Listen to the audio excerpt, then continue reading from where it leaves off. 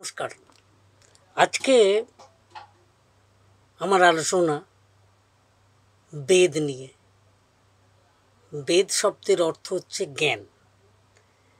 বেদ ধাতু থেকে নিয়ে বেদ শাস্ত্র বোঝায় শ্রুতি, ধর্ম, ঋক, সাম, যজু, অথর্ব, এই চারটি।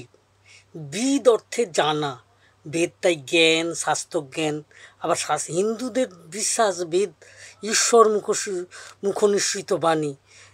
ঈশ্বর যেমন অনন্ত, বেদের জ্ঞানও তাই অনন্ত। সেইভাবে বিচার করলে বেদ অনন্ত, অসীম। তবে সাধারণভাবে বেদ বলতে আমরা বুঝি ঋক, সাম, যজু, অথর্বকে বুঝি। ঈশ্বরের অনন্ত জ্ঞানের আংশিক প্রকাশ ঘটেছে এগুলোতে। কথিত আছে মহর্ষি দ্বৈপায়ন, কৃষ্ণ দ্বৈপায়ন অর্থাৎ বেদব্যাস বেদকে খণ্ডিত করেছিলেন।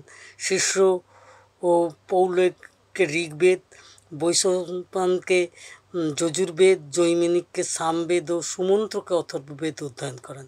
এদের শিষ্যরা পরবর্তীকালে বেদের সংহিতা শাখা, প্রতিশাখা, নিরুক্ত প্রণয়ন করেন। এইভাবে বেদ বিষয়ে জানা যাচ্ছে।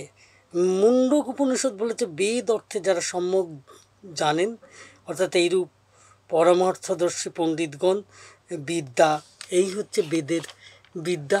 আজকে যদি বেদ সম্বন্ধে আমি এইটুকুই রাখি, তাহলে এ থেকে আপনারা কি বুঝলেন, জানলেন। আমি গীতা সম্বন্ধেও একটু বলেছি, আর বেদ সম্বন্ধে আজকে একটু বললাম।